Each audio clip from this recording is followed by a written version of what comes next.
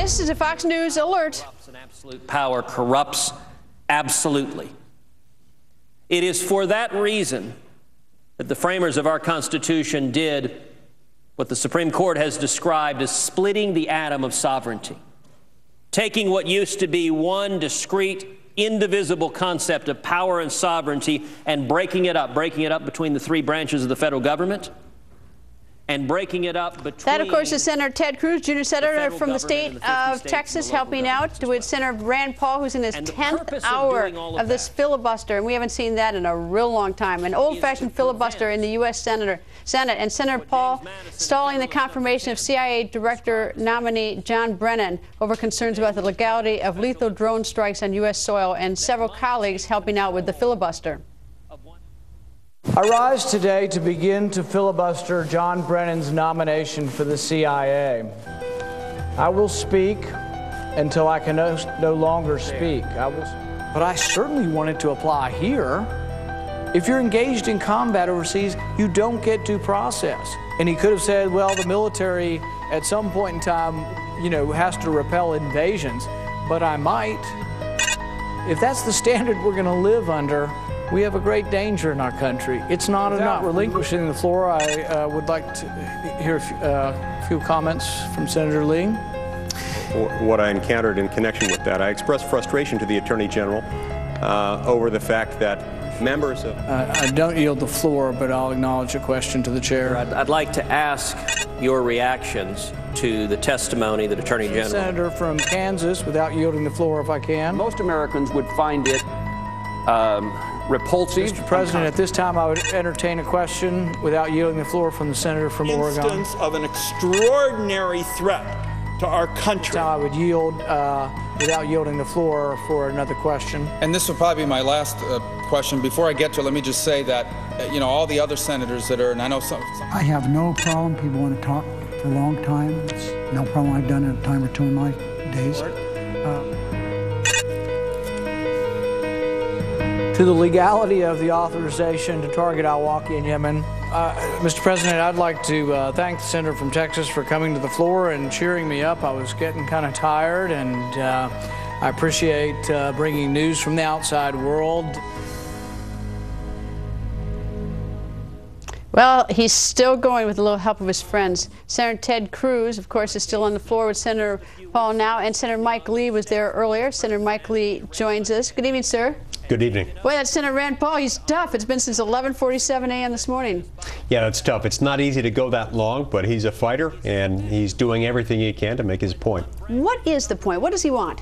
What he wants is an assurance from this administration, from President Obama, to the effect that he will not authorize any lethal drone strikes on American citizens on U.S. soil. And has the administration said that they might or maybe or won't, or what's the administration's response been? Well, the administration so far has been to give a series of somewhat ambiguous answers that don't get to the heart of the matter. Answers to the effect that, well, we probably won't do that. We might not do it. It doesn't seem likely that we'll do it, but maybe we will under certain circumstances, and that has made Senator Paul nervous, so much so that he has felt the need to continue this protest through this lengthy filibuster. All right, you've gotten into this too with both feet. I understand you don't like the word imminent, how that's used in this. What's wrong with that? The way it's used in the white paper released by the Obama administration's Department of Justice. Which is their explanation or justification for the program. Exactly. Their legal explanation for how this program works actually undoes the concept of imminence. It makes clear that there doesn't need to be an immediate threat. And that's what imminence usually stands for, and they tried to undo that through this memorandum. Did you know Rand Paul was going to do this filibuster? I didn't know he was going to do it prior to today. Really? So that this is all sort of spontaneous? I mean, for you at least? For me at least, it was. I'm not sure whether Rand Paul knew yesterday he was going to do this, but I didn't if he did. It was, I mean, a lot of Republicans, not a lot, but a handful of Republicans have been down there asking questions to sort of keep the floor going. They ask questions. But Senator Wyden from the state of Oregon, a Democrat, showed up on the floor. Were you surprised to have him on? No, not at all. I was not at all surprised. Senator Ron Wyden is a man of principle, and he has worked with me and with Rand Paul on a number of occasions on issues related to the individual liberties of American citizens. He believes strongly in these issues, and so I was not a bit surprised when he came to Rand Paul's support. If the administration said tonight we're not going to use drones on domestic soil against Americans ever, would that satisfy you? It'd be over. It'd be over. It would end right now if the White House called with that assurance. I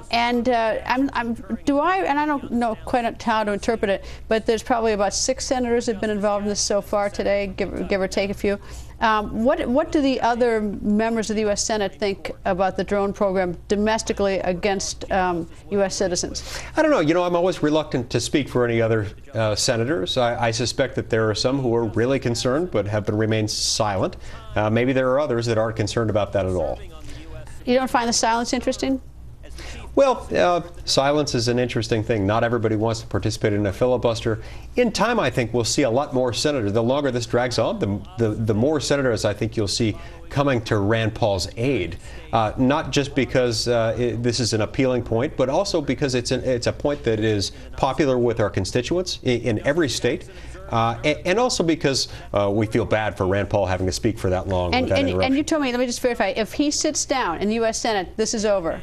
That's right. He can't sit down, not even for a moment. He can't leave the floor, not even to use the restroom, not even for a moment. All right. How long do you think you can last? Rand's a fighter. Who knows? The record for an individual filibuster in the United States Senate is 24 hours and 18 minutes. I wouldn't put it past Rand Paul to be able to break that. And I should tell you, also told me that when you were speaking, he was just sort of pacing back and forth because he couldn't sit down. I guess trying to get some more energy pacing. That's right. Trying to keep the energy up and trying to avoid the boredom and the monotony of standing in place for 10 hours at a time. All right. Well, it started at 11:47 a.m. Senator Rand Paul still going. I don't know if it's going strong, but he's still going. He's got some help from his colleagues. Senator, thank you, sir.